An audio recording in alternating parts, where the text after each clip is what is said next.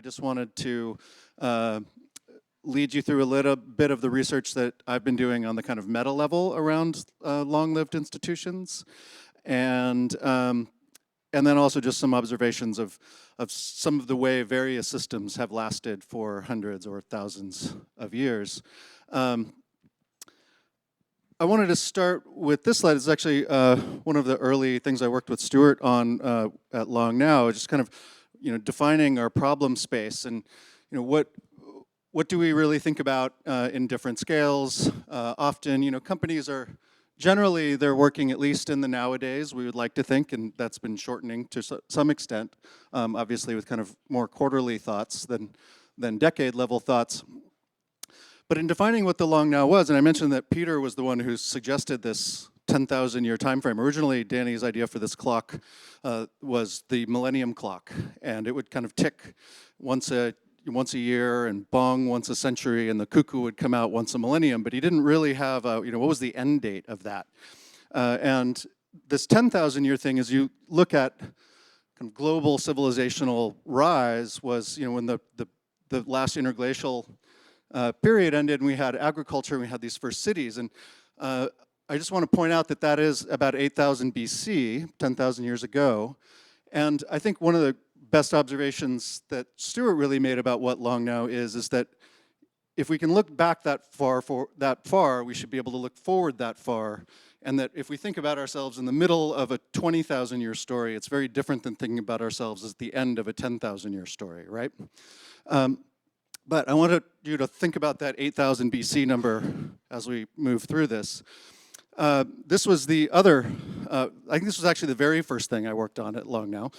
This came out of a discussion between Stuart and Brian Eno. And it was this kind of trying to tease apart these layers of human time. And we had the chalkboard robot draw it as well. But I think you can look at institutions on this thing too, right? So you could map an institution across this. Like if you look at, Apple Computer, let's say, they're coming out with new iPhones every 6 months. That's out there on the fashion level. And then the commerce is them selling those things. The infrastructure is the cell phone networks and the chip fabs that's all built on. The governance, now this is governance, not government. They're mostly working with governments, but they also have to work with general governing systems. And that's a little bit of what Samo was mentioning, that now some of these companies are hitting walls against whole different types of governments who have different ideas of privacy, different ideas of commercialization, that they're actually now having to shape their companies around that. And then obviously culture, it's a little bit obscured here, is moving slower underneath all of this, but they're starting to affect culture. And then the last one being nature, moving the slowest. At some point, they're going to have to come to terms with the level of environmental damage and problems that are happening on the natural level as well, if they're going to be a company that lasts for 100 years or 1,000 years. So we could imagine like any large institution mapped across this, and I think it's a useful tool for that. Also very early on in LongNow's history, Kees van der Heijden, who was a famous scenario play. He wrote the book on scenario planning. He came to a charrette that LongNow organized to kind of come up, what is the LongNow business idea? So this is dated 1997. It was a few months after I started at LongNow. And I thought it was Catherine actually refound this when she joined the board from her research back at GBN when he published this, and it was strangely prophetic. Basically, all these square areas are the ones where we have core competencies. The dotted lines are the ones that are temporary, like the founders. And then the things that appear are all the things that we hadn't really gotten to yet and figured out. Like we didn't have a way of funding ourselves. We didn't have a membership program. We didn't have a large community of donors.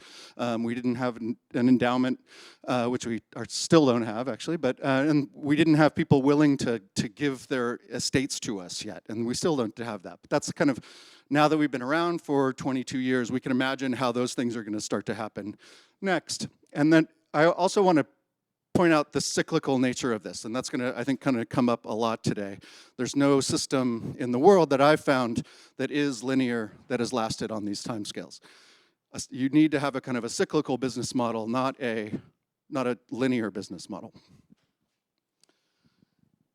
And I've been kind of collecting all of the longest lived institutions in the world, and as you look at these, I think there's a few things that come out of this. And notice brewery, winery, hotel, bar, pub, right? And also notice that a lot of them are in Japan. There's been a rough system of government there for over 2,000 years with the way the royal family has worked, that's held together enough that has allowed something like the Royal Confectioner of Japan to be one of the oldest companies in the world, but there's also temple builders and things like that. Now, in Western companies, I think what's really interesting is that most of the companies that have survived for a very long time are basically service companies. And so you can imagine it's a lot easier to reinvent yourself as a service-oriented company than it is as a commodity company when that particular commodity stops being a thing, right?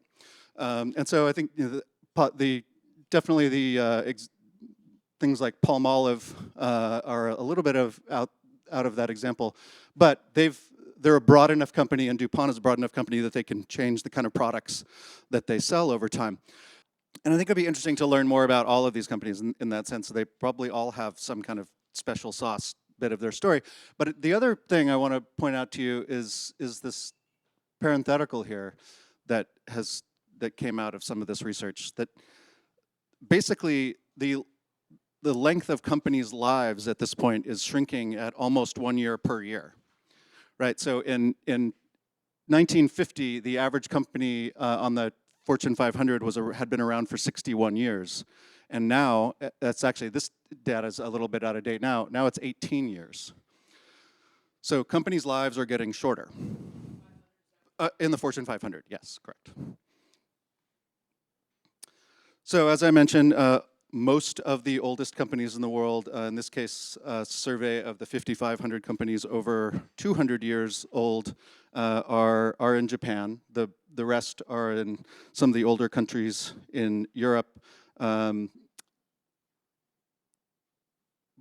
this was a really curious fact to me, and I think it's going to speak to part of the cyclical nature of things, is that 90% of the companies that are over 200 years old are under 300 employees. They're not mega companies.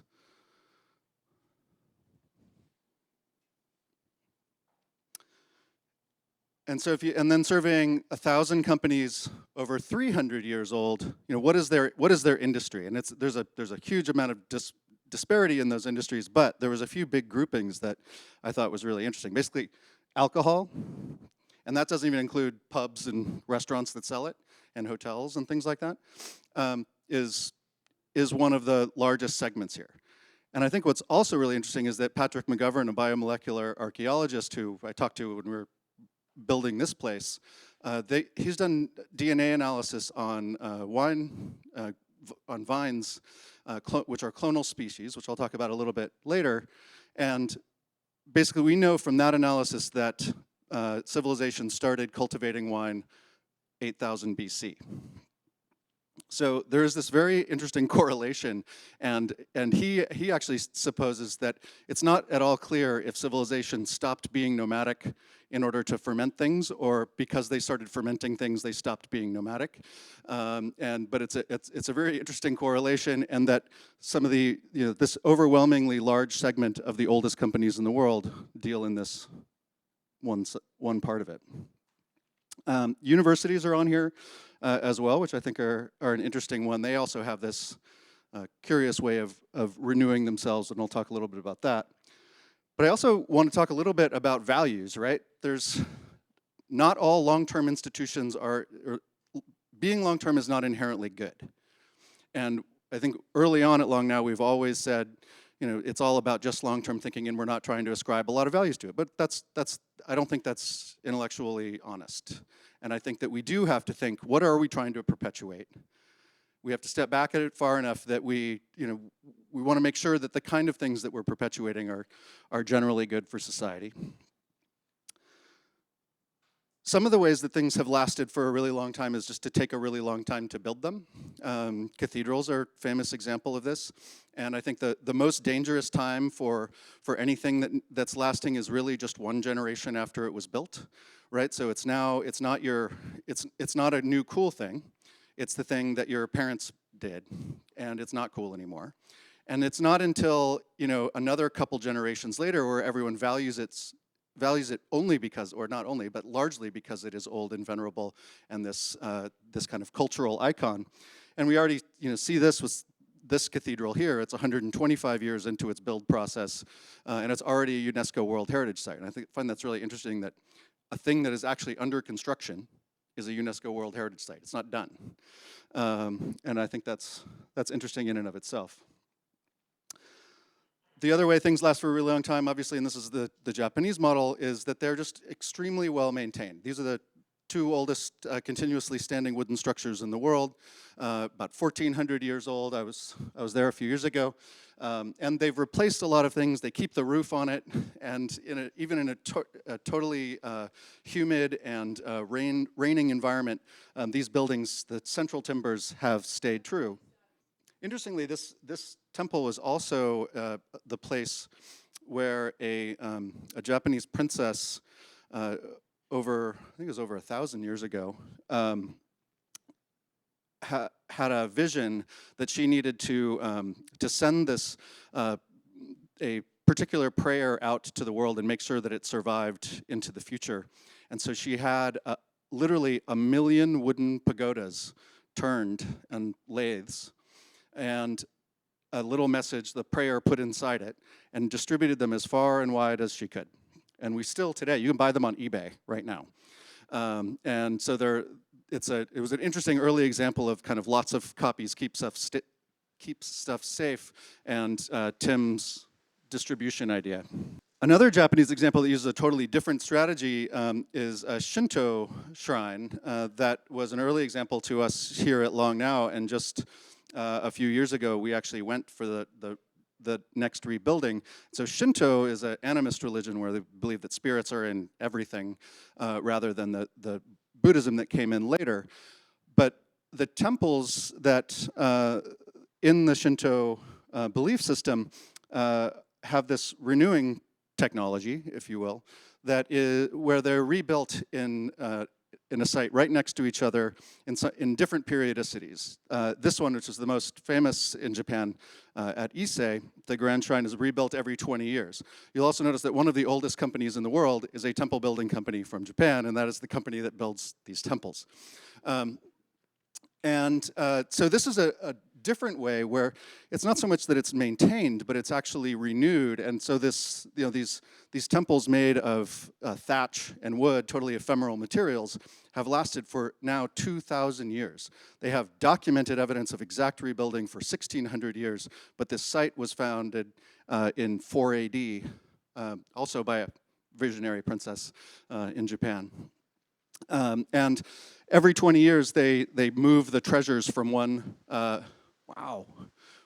temple to the other, and the princess of Japan comes and does that, and the kami, the spirits, follow that, and then they deconstruct the temple, the old one, and they send all those parts out to various Shinto temples in Japan as kind of religious artifacts. I think the most important thing about this particular example is that it's also extremely important that each generation gets to have this moment where the older master teaches the apprentice the thing, right? So you get this handing off of knowledge that's extremely physical and real and has a deliverable. It's got a ship, right? Like the princess is coming to move the stuff. Like we have to do this. It's an 8-year process with tons of ritual that goes into rebuilding these temples. I think an interesting counterexample to things lasting a very long time is when they ascribe to certain ideologies. And I think it's curious, one of our longest lived institutions is the Catholic Church, but we also see, and the ideology of something like the Buddha's Abamyan here has lasted, but a lot of the artifacts become targets for people who don't believe in that ideology. You can see how small these people are. The Taliban spent weeks dynamiting and using artillery to destroy these Buddhas. And even when you look at something like Buddhism, it's a pretty innocuous religion that is, I would think, is very unthreatening, but not so much to the Taliban. And universities have this ability to do this kind of continual refresh, where every 4 years, especially in undergraduate programs, you have a whole new set of people. And so they kind of have to sell themselves to a new generation every single year, which is, I think, causes, their customer is a whole class. And we see universities now struggle when they aren't teaching relevant things to people, and they have to adjust. And that has kept them around as some of the longest lived institutions in the world. This is the University of Bologna, which is largely credited as the earliest university in the world, and it's almost 1,000 years old at this point. Oxford was shortly behind it. And there's another 40 or so universities over 500 years old. I think the ideas of communities of practice is a really interesting one. We definitely have evidence of martial arts in all kinds of ways that have lasted at least 2,000 or 3,000 years, but really it was, in some ways, it was always practicing for war. So I think it goes back to the dawning of human civilization. But we at least have this documented part of this where truly, exacting knowledge is handed down from generation to generation through communities of practice, like in martial arts. And then moving to nature a little bit, and I know that Eric's gonna be talking a fair amount about natural systems, but I wanted to kind of go over them. There's several strategies in nature that allow things to last for thousands of years. There's clonal strategies, like the aspen tree, or we know that mesquite, we've measured mesquite rings in the desert where they die and then they grow up in a ring from the root structure that indicates that a mesquite ring has the same DNA effectively for 50,000 years.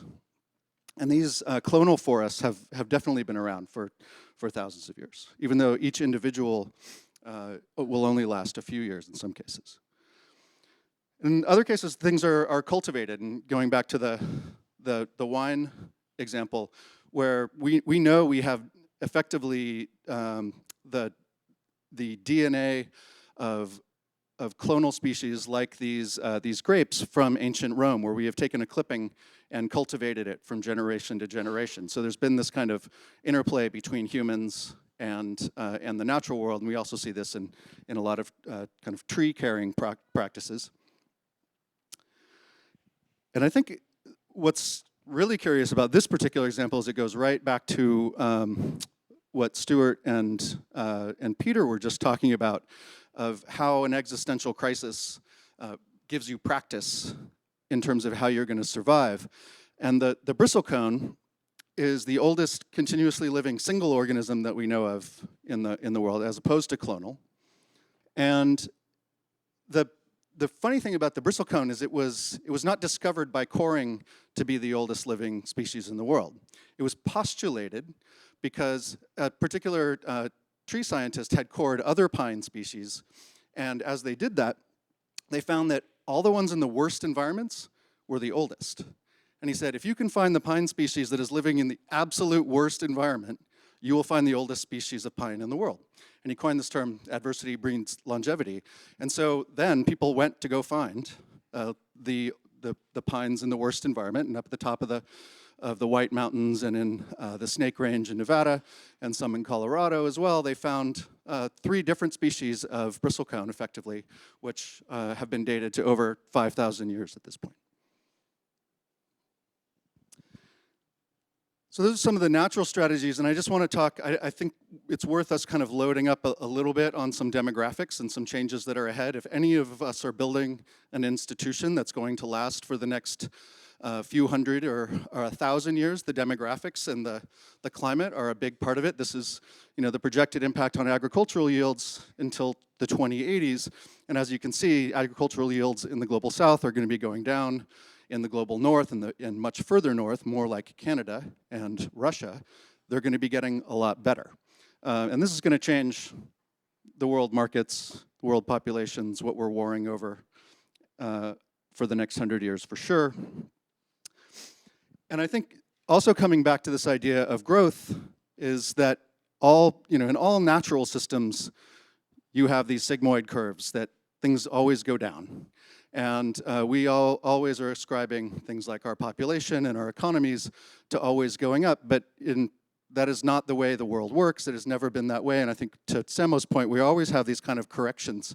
And you have, in this case, a predator following the prey as a lower sigmoid. Once its prey runs out, then the predators start dying off. And really, I think the interesting thing about this is how do we get good at failing but not totally dying out, right? So the lynx never dies out totally, but companies like that do one thing are really bad at kind of recovering when that one thing is no longer the big commodity, right? Like it wasn't record companies that invented iTunes. It was an outsider company. Record companies were super good at selling plastic circles, and when there was no plastic circles to sell music on, they all the people's jobs, they just didn't really know how to adjust for that. And I think this is going to be the crux of anything that's going to last for a long time, is how do you get good at reinvention and retooling. And the other one is really that the world, there's no scenario that I've seen in this data is even out of date, where the world population doesn't start going down by at least 100 years from now, if not less than 50 years from now. So most of even the median one, which is now 5 years old, it was starting to taper off, that red line in the middle, but it's now starting to increasingly look a lot more like that dotted blue line at the bottom there. And the world has really never lived through a time, except for a few short plague seasons, where the world population was going down, customer base was going down. I think even more dangerous than the population going down, it's the population changing. So this is the red line here is the number of 15 to 64-year-olds on the right, and the blue line is the 0 to 14-year-olds. If the world is made up largely of older people who hoard wealth, don't work hard, and don't make huge contributions of creativity to the world the way 20-year-olds do, that world is a world that I don't think we're really prepared to live in right now. And to just have one example of it, we see it now happening in a lot of the developed world, and most notably in Japan, is that if those of you remember the 80s, there was no scenario where Japan was not a absolute dominate part of the economy of the world, and now they're struggling just to be relevant in a lot of ways. And it's largely because this population thing happened, and this is the young people were not there, they wouldn't allow any immigration, and that creativity and that thrust of civilization really just kind of went out of a country that was the world power, dominant world economic power. So I'm going to leave us there to grab lunch, and thank you very much.